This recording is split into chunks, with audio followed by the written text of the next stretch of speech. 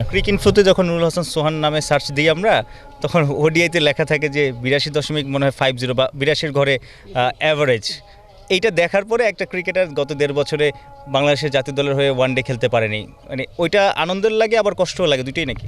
না, অবশ্যই কিছুটা কষ্ট তো থাকে, কারণ সবসময় বলি বাংলাদেশের রিপ্রেজেন্ট করাটা একটা অন্যরকম ব্যাপার। এবং সবসময় বলি যে যদি আমাকে ফরম্যাট অনুযায়ী বলেন যে ওডিআই ক্রিকেটটা আমাদের জন্য অনেক বড় একটা খেলা, এবং অবভিয়াসলি আমিও সত্যি কথা বলতে খুবই লাইক করি। আর যেটা বললাম যে হ্যাঁ, অবভিয়াসলি বাংলাদেশকে রিপ্রেজেন্ট করতে পারলে সবসময় ভালো লাগবে আলাদাভাবে। 82 ঘরে অ্যাভারেজ আছে, ডন ব্র্যাডম্যানের কে ছাড়িয়ে যাওয়ার তো একটা সুযোগ আছে ব্র্যাডম্যানকে। না না, এরকম কিছু না। অবভিয়াসলি আমার কাছে মনে হয় যে হ্যাঁ, এটা অবভিয়াসলি একটা বড় জিনিস যে আপনি 1-1.5 বছর পর পর বারবার যখন খেলবেন, এই গ্যাপটা ওই সময় যদি আমার ওই মোমেন্টামটা ক্যারি করতে পারতাম, হয়তো আমার ক্যারিয়ারটা আরও অন্য জায়গায় থাকতো। বাট আমার কাছে মনে হয় যে আফসোস করার কিছু না, এটা মেন টু মেন অনেক কিছু ভ্যারি করে।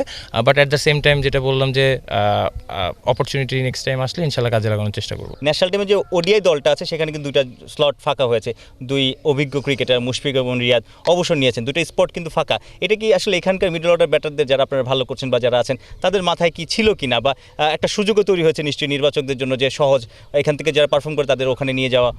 দেখেন, এটা আসলে একটা প্রসেসের ব্যাপার। এটা আমি আসলে খুব ভালো মতো বলতে পারবো না, কারণ আমি যেটা চাবো বা আমি যেটা বলবো বা আমি যেটা চাই সেটা সবসময় হবে এরকম না।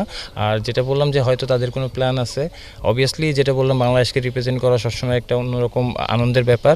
এরকম সুযোগ আসলে, আর যেটা বললাম যে ওডিআই ক্রিকেট আসলে আমি খুব পছন্দও করি। রান মেশিন বনে গেছেন, ঢাকা প্রিমিয়ার লিগ, তারপরে এখানে অসাধারণ স্ট্রাইক রেট মেনটেন করা, তার চেয়ে বড় কথা 360 ডিগ্রি মানে উইকেটের চারপাশে খেলা। রহস্যটা কি, কীরকম আত্মবিশ্বাস নিয়ে নেমেছিলেন?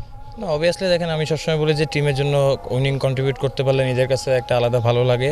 অবভিয়াসলি ম্যাচটা জিতেছি এবং আমার কাছে মনে হয় যে আলহামদুলিল্লাহ ব্যাটিং ভালো হয়েছে, তো টিমের জন্য কন্ট্রিবিউট করতে পেরেছি, এটাই আসলে সবথেকে বড় পাওয়া। সেঞ্চুরিটা মানে আপনার লিস্টে ক্রিকেটে গত অল্প কয়েকদিনে মনে হয় 3টা সেঞ্চুরি হাঁকিয়েছেন, সব কিছু মিলে ভালো সময় যাচ্ছে। ব্যাটিংয়ের কোন দিকগুলো আসলে অফ সিজনে চেষ্টা করেছেন যেটা আসলে ইমপ্লিমেন্ট করতে পেরে এখন ভালো লাগছে? না, আলহামদুলিল্লাহ দেখেন, ভালো যাচ্ছে। আমার কাছে মনে হয় যে মোমেন্টামটা ক্যারি করাটা ইম্পর্টেন্ট, এবং অ্যাট দ্য সেম টাইম আমার কাছে মনে হয় যে সবসময় নিজের যে মিস্টেকগুলো রয়েছে এগুলো নিয়ে কাজ করার চেষ্টা থাকে। ভালো যাচ্ছে তার মানে এই না যে আসলে কাজ করার জায়গা নেই। অবভিয়াসলি আমার কাছে মনে হয় যে যেসব জায়গাগুলো রয়েছে এগুলো নিয়ে কাজ করবে, এবং আধুনিক ক্রিকেটে আমার কাছে মনে হয় যে প্রতিনিয়ত আপনাকে চেঞ্জ করা লাগবে।